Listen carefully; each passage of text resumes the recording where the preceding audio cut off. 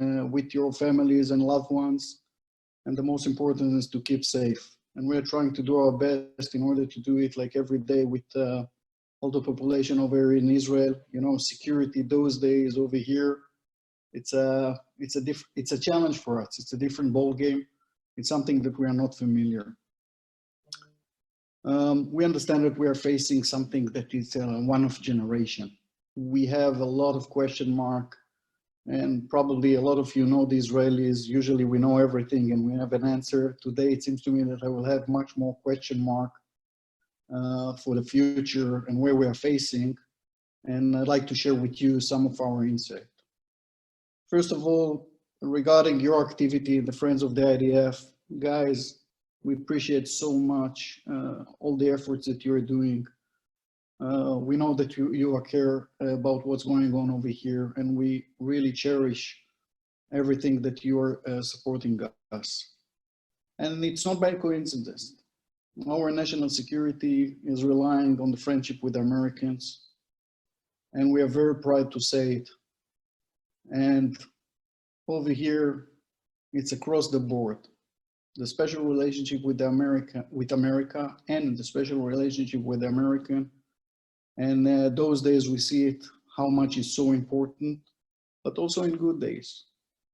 We share the same values, we share the same virtues, we believe in democracy and freedom of speech. And in these days, it's so important to keep it like that. And in a minute, I will get into it. Side by side with the special relationship with the Americans, it's of course very important for us, very close countries, neighbor countries to us. One is Egypt, and the peace with Egypt this year is 40 years of peace with the Egyptians. And thank God to back then to late Prime Minister Menachem Begin, and of course President Carter and President Sadat, that used to have the vision and the inspiration to do it. And we have become, we passed in the last 40 years so many bumps, challenges, rough days and good days, and we prevail. And it's so important to keep it like that. The other countries side by side that we have really unique relationship, it's of course Jordan. We have the longest border with them. Jordan is vital to our security. And Jordan those days is facing tremendous challenge. In a minute I will touch what's going on in Jordan those days. After I'm saying that from security point of view, in a minute I will get into the security challenges, but before that I want to give you a quick brief what we are having over here right now in Israel. In Israel right now we are on the verge of 5,000 people that already suffer from the virus. As a matter of fact, for today, it's 4,831. We already lost 19 people. And we have like something like 85 people in a severe condition right now. 65 of them right now are in intensive care and things like that. Relatively, based on the population and figures, we are okay. In a minute, for the time being. The curve right now is not yet to go down. There is a glimpse sign in the last 2 days that maybe we are there, but touch wood, you know, we don't want yet to declare it. So it seems to us that we need a couple of days more to see where we are facing. We have a couple of challenges with a very unique, let's say, communities that for them is very, very difficult to get used to the idea. People with large families, usually that are surrounding all their life and surrounding regarding shul and synagogues and things like that. We need a lot to do a lot of education, a lot of explanation to explain how dangerous is. But the rest of Israel, Arab communities, Jewish Israelis, all Israelis, and also in the West Bank, are very serious people. Everybody staying at home and trying to keep his family safe. And there is no gathering. Most of the people are staying at home those days unless necessary jobs and things like that. In the surrounding country, it's a bit more complicated. It's a bit more complicated because those communities are not used to stay at home at all. Egypt, it's a huge country. We are talking about 100 million people. Cairo, unbelievable. Millions of people over there. And the authorities over there have a huge challenges how to speak with those communities and to explain them, guys, you have to stay at home. Nobody knows exactly the figures. The problem is that Egypt today is facing a huge challenge, also economical one. As I mentioned before, almost 100 million people, even more than that, 2.3, 2.4 million people every year. Very young country, a lot of young generation. And the economical situation is also challenging. Add to that the fact that they used to have a rough decade with 2 coups. As you know, the Muslim Brotherhood used to be there in 2011 and things like that. And other challenges that they have from security point of view, radicalism, radical Islam and things like that. Add to that the fact that that's right now have to deal with this challenge. Guys, it's a big thing. I'm passing to Jordan. In Jordan, the situation right now, it's much better. If I can speak about country that are taking the measure is Jordan. 3 weeks ago, I spoke with them and they already took some hotels and all the people that used to be infected, they put them in hotels in the south of Jordan. The security services imposing whatever they need regarding law and order. People are staying at home and try to do. Again, over there in Jordan, they have a couple of hundreds of people that already infected, and they are reporting about 5 people that already lost their life. The Palestinians over here, it's the West Bank and Gaza. Of course, West Bank, we are in a very close connection with them because you know the diffusion between the West Bank, the settlements, all the area of Judea and Samaria, Jerusalem is one unit, and everybody have to be very careful regarding everything that happened in Judea and Samaria and in this area. For the time being, they reported is a bit more than 100 people that used to be infected. The number regarding Gaza, I don't exactly know whether it's right, but they're reporting about something like 10 people. Probably the numbers are much more than that, but nobody knows exactly the figures. The international community trying to help them regarding this issue. Of course, anything that related to support, regarding medical treatment, regarding humanitarian aid and things like that. There is no border, there is no boundaries over here, and everybody will do everything in order to help them to pass this issue, regardless the security challenges that 2 days ago they launched Qassam missiles. We put everything aside regarding these issues. The Iranians are suffering tremendously. We're talking about dozens of thousands of people that already have been infected.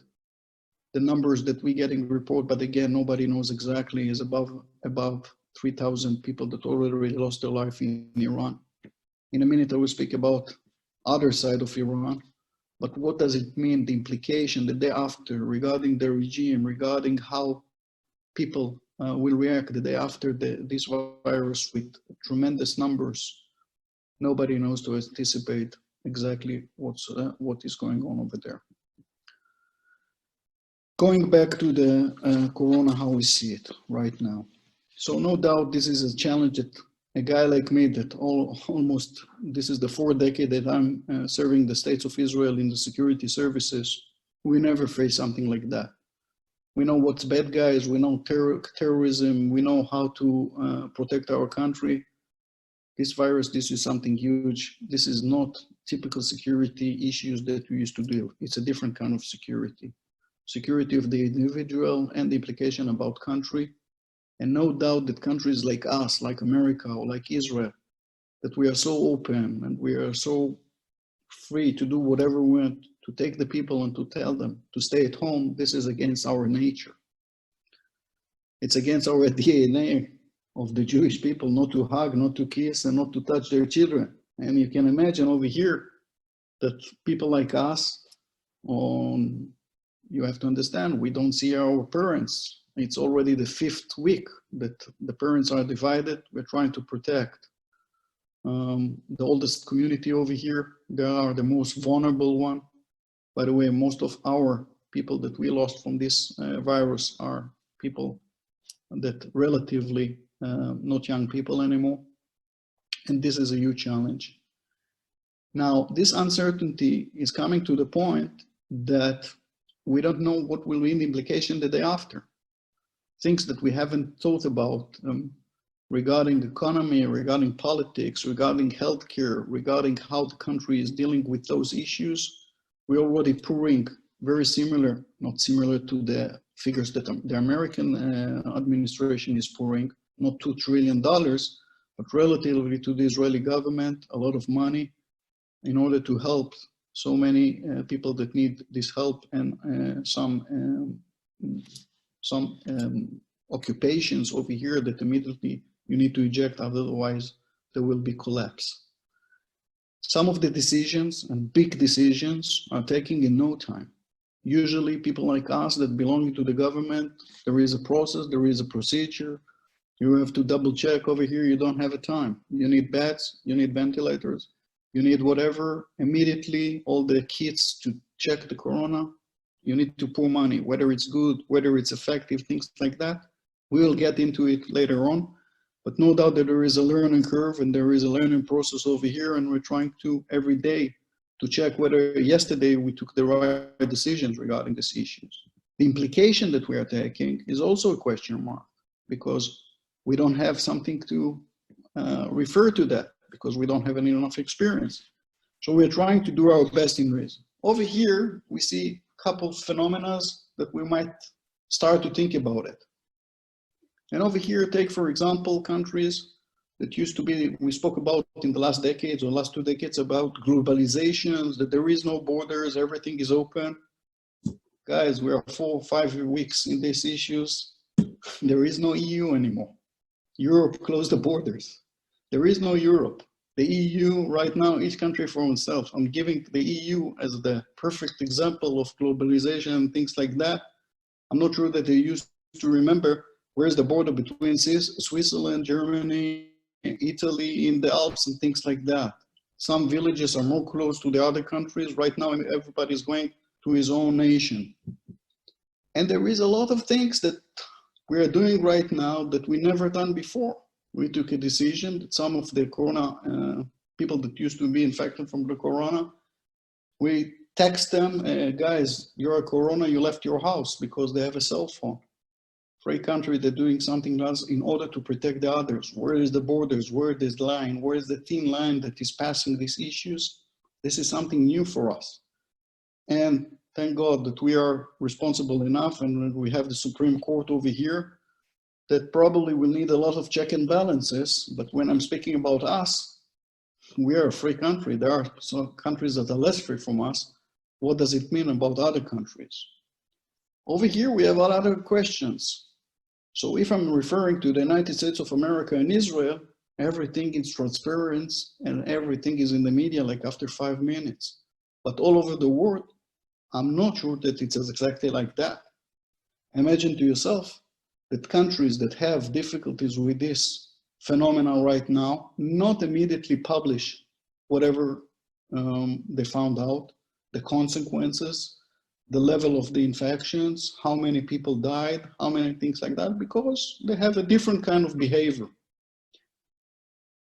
And over here, the information, I'm not sure that it's transparent to everybody.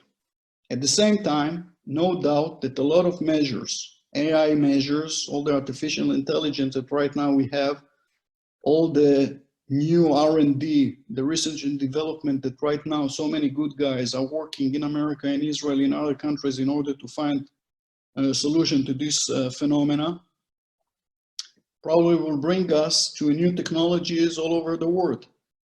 So there will be a lot of changes that right now we don't know exactly to anticipate in what exactly the scale, the profession and things like that, that will gain or will lose from this crisis. Take, for example, NATO. The word invest, meaning the free word invest, billions and trillions in NATO in the last decades. Where is NATO right now against this attack? It's a different kind of attack. The EU that sits in Brussels, they have a lot of money. Where is this money right now? Each country is first and foremost taking care for their own business. We used to, that America is solving the problem all over the world. But when you see what's going on right now in New York, the priority, first of all, of the Americans in New York, and we can understand it. But the world in the last, let's say, in the last 100 years, used to have a problem. Guys, where is Uncle Sam? Let's call the Americans, and the Americans would solve the problem. Right now, America and other countries are concentrated to preserve and to protect their own. So over here, and no doubt that if America, and I know that America will overcome this challenge, the American, Shimon Peres, when I used to sit with him, always said, the Americans, not like other empires, only used to give. They never took something to the Americans. And this is something that you should be proud. But right now with the challenges like that, guys, our sympathy and our hearts with Americans, mainly in New York right now, in other key countries, key states that right now are suffering in America, and we understand it.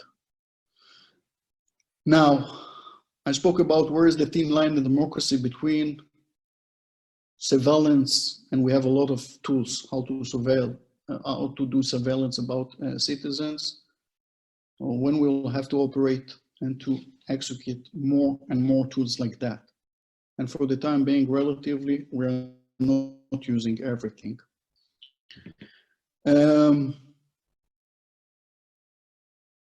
What is the national, we are starting to think about what would be the national interest and the national priorities the day after. And if, for example, I'm taking states of Israel and I'm belonging to the Ministry of Defense, we are spoiled. We used to get a lot of money in order to, and in a minute I will speak about the challenges that are not going to vanish. But no doubt that the day after, we'll need to pour a lot of money to the health care system, and to hospitals, and to ventilators, and to beds, and to all the medical support, and many, probably more doctors, because nobody knows to anticipate. Let's say that we will overcome this wave, that after the summer, in next autumn or next winter, maybe we'll have the second wave. We have to be prepared for it. Now, when we prepare the budget for 2020, this government, I'm not sure that, I'm sure that they did take by consideration this kind of a crisis. What does it mean? Whether we'll have implication about the security budget and the defense and all the other issues, no doubt, big channels. From medical healthcare that we'll have to take care about them. Take, for example, all their airline companies. Right now, they're shutting down completely. We will need them. Who will support them? This is a big thing. Israel, no doubt, will have to deal with it. As you know, we're not America. We have only one national carrier regarding this. Education, public transportation, pharmacy, ATMs, supermarket. This is national security right now. And this where we're talking about ATM. This is the priority right now, that all the ATMs all over Israel, for example, will be full with cash operated because the banks are closed right now. Agriculture, what we want in this country, take for example, just tomato.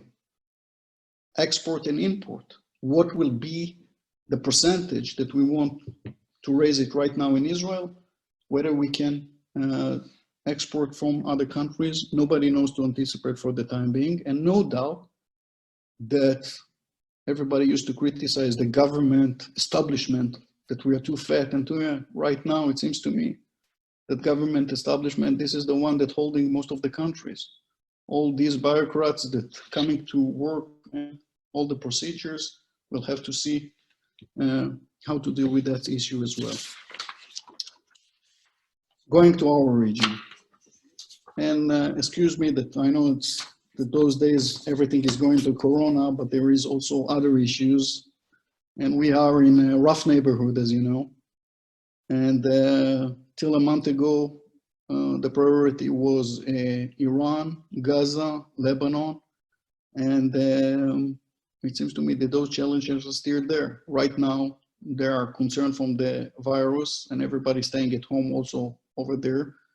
But if, and hopefully we'll do it fast, we'll overcome this crisis, they're back into business.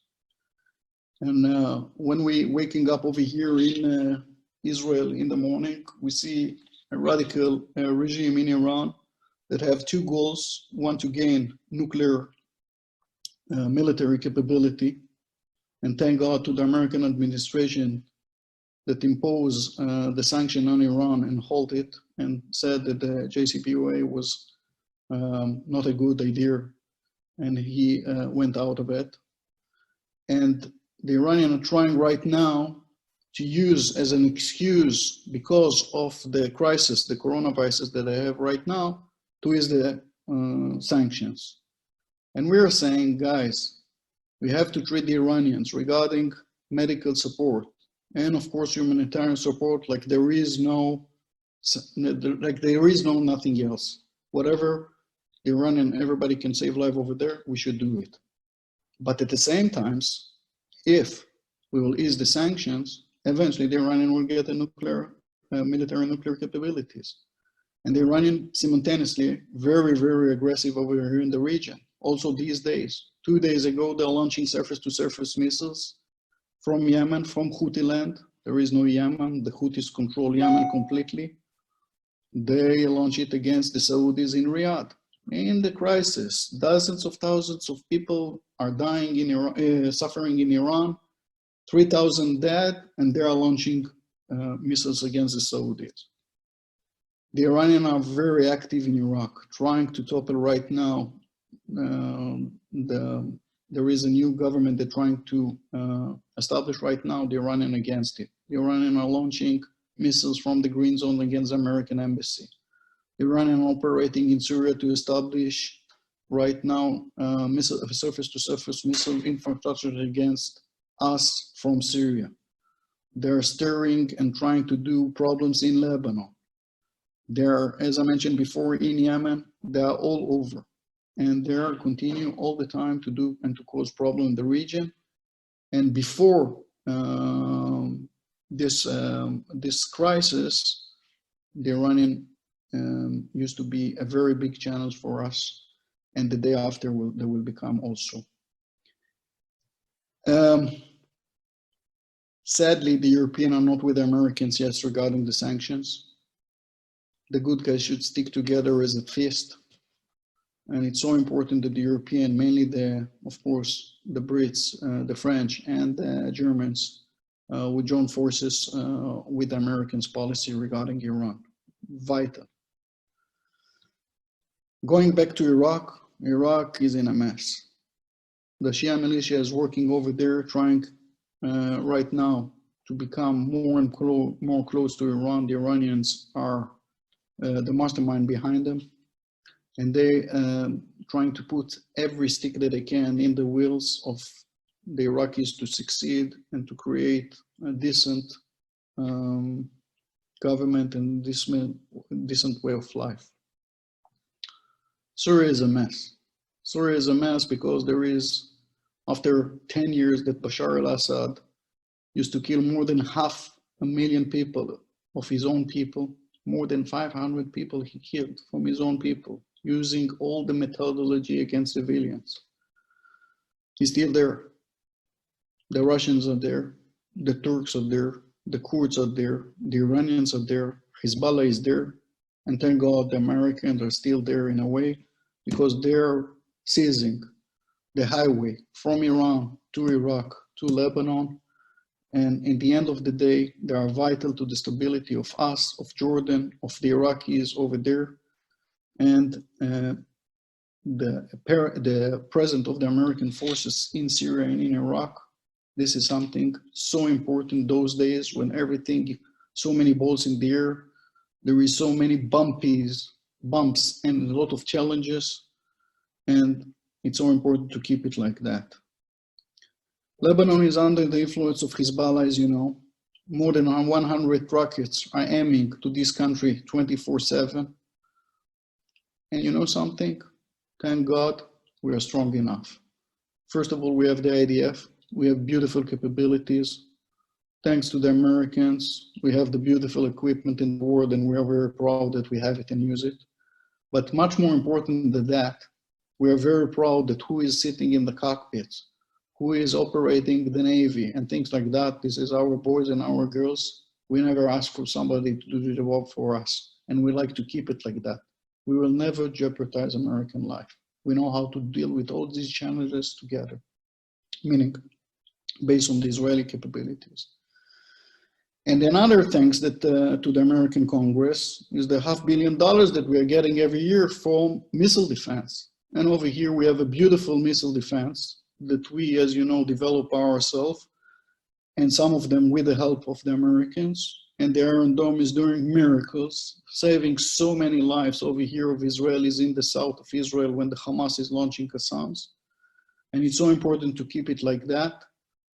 And the fact that the Congress bipartisan is so generous to continue to do this R&D and to develop this system with us, outstanding. And thank you so much for that.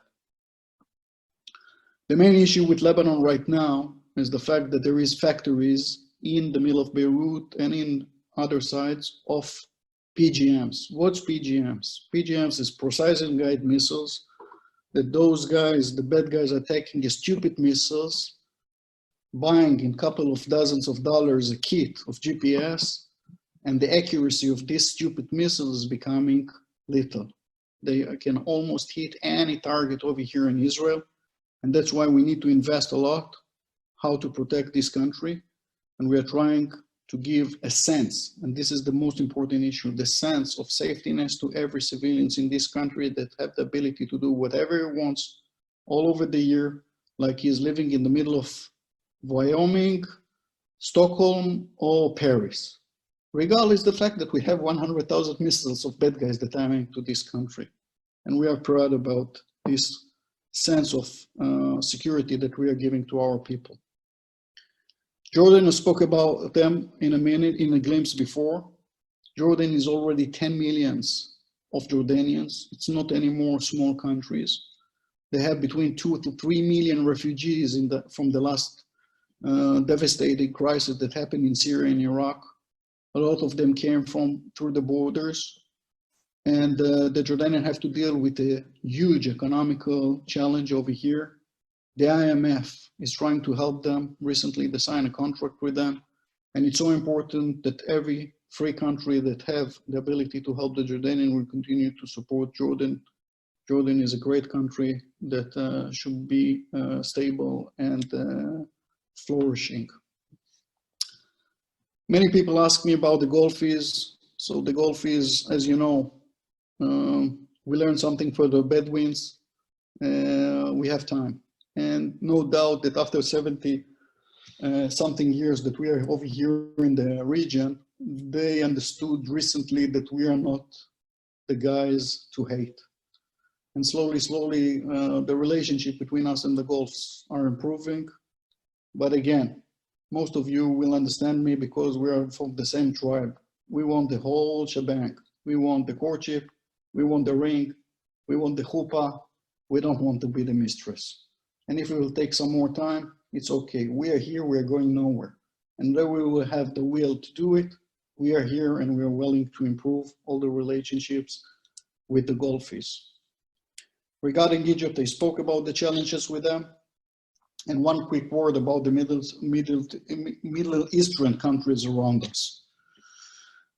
First of all, there is Greece and Cyprus that we have a beautiful relationship with them. Right now, they are so much into, of course, this crisis, but day to day, we just hosted a month ago, the Minister of Defense of Cyprus over here and the Minister of Defense of Greece over here, and we have a beautiful cooperation with them. Other country that we have over here in the region, of course, is Turkey. Guys, it's a NATO country. Good luck for you.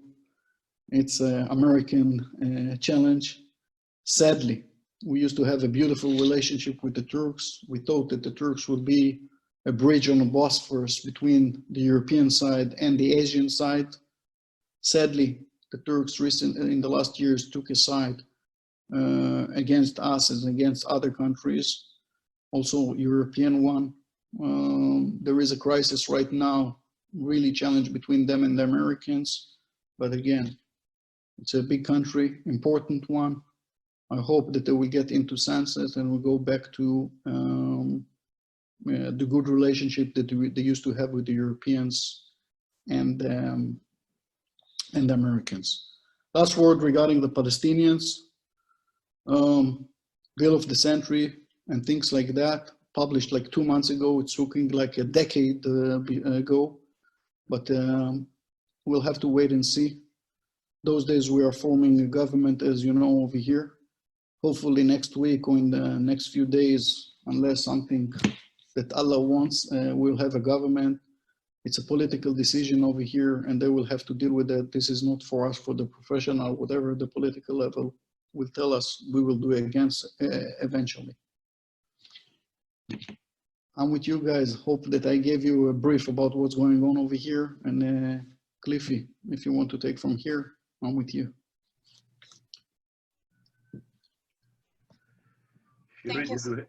Yes, thank you very much, Zohar. This was a fascinating brief, and we really appreciate all the information. We're going to move to the next question we have from Ted. Hello. Hello, Ted. I'm in Bradley Beach, New Jersey. Thank you very much for your talk. Can you give us some insight into how the Army is dealing with separating soldiers so that they're not additionally impacted by Corona in addition to all the other things, the dangers that they're facing? It's easy. I have a soldier and I have a son in a combat unit, and we haven't seen him in the last 3 weeks. Meaning the combat unit, the one that is really necessary for our security, like we keep them in the barracks and they are not coming home. We're trying to separate them to not see, and they're only in the bases, meaning we're trying to keep them safe and not infected, and not to be infected. And so far we have only very few couple of hundreds all around the Army, and all the other units we are doing 50%, and they're not meaning 50% at home and 50% are at the unit. And we're trying not that the one that replaced the other one is not going to be in the same time with him. So if one of them is infected, the other one have the ability to continue. And it seems to me that so far the Army is doing a great job. Over here, as you know, the Army our Army have a huge logistic capabilities, and probably if we will have to do and to support more than we are doing right now, we will do it in a minute. It's only a matter of decision of the government. Thank you very much, and thank you, Ted. We have a question from Monica Sasson, and unfortunately, due to time constraint, that would be our last question. Hi, thank you so much for such a really informative presentation. Going a little bit on the previous question, in the news here it's been said that, for example, now no reservists or any of that is going on. Hoping that this ends soon, then, you know, it's not such a concern. But is it sustainable? Like, how does this endanger the strength of the IDF? And then on the other side, as the leadership of FIDF, what do you need from us? What can we do aside that really will make a difference? First of all, nobody knows to anticipate how much time it will take more. We're used to crisis, so our working assumption that is going to continue a long time. We like to be surprised that tomorrow somebody will find a solution for that and it will be over. But if not, the security services, all the security services in Israel, and of course mainly the IDF, preparing for a long issue regarding this. And we will have to deal with that for months or even more. We know how to do it.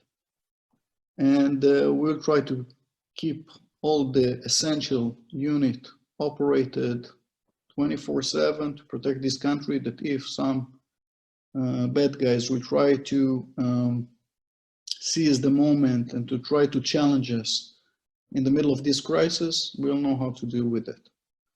Regarding Friends of the IDF, guys, as I mentioned in my opening remarks, first of all, thank you so much. And we really appreciate everything that you are doing. It seems to me that right now we're in the middle of it. I'm not sure that we know exactly what we know, but you have a beautiful leadership by Cliffy that I know him for 3 decades already. You got an address, we got an address. And if we will need something, we are not going to hesitate and immediately to ask your support, whether it will be in the civilian things regarding health equipment and things like that, or whether it's something from the IDF. For the time being, all the challenges are open. You see, we are doing this issue like on a daily basis. And it seems to me for the time being, Cliffy is the address and you will know to reflect whatever the needs will be over here in the best way. And thank you so much again for all the support. Thank you so very much, Zohar, for your outstanding and informative briefing. Please keep doing the great work that you are doing, and thank you so very much for all your service during all the years, supporting and protecting the state of Israel in many, I can say, key roles in the IDF, in the Mossad, and now in your role in the Ministry of Defense. I want to add something to the question that Monica Sasson, our National Board member, had about the needs of the Israeli soldiers. So I can say, Monica, that we are in a daily contact, daily touch with the IDF, getting from them the needs. For now, I can say the hygiene kits that we are supporting them already, wash machine and dryer machine that they need in their bases, because soldiers are not, as you heard from Zohar, soldiers are in their bases already a month, and they are coming back from their mission, and they need to wash their clothes and so. So we are now trying also, of course, to support them with those kind of things. But thank God we have direct connection, direct relationship with the IDF, the chief of staff, his staff. And the moment that they have any kind of needs, we are getting it. And of course, asking for our great supporters, the friends of the IDF in the United States and Panama, to support those needs. And as always, we are getting unbelievable response in this kind of support. And thank you all for that. I want to thank you all for being with us in this webinar. Please stay safe. Also here in the United States, the infection of this disease is very high. I can tell you that here in New York, in Manhattan, I'm hearing stories and I'm taking a look what is going here around. It's quite scary, but we cannot take any risk now, and everyone needs to take care about himself, his family, and other people that he can support, that he knows. So please stay safe, and we're looking forward to have you with us in our next webinar taking place next week. We'll inform you at the moment that we'll have all the details. So thank you and shalom.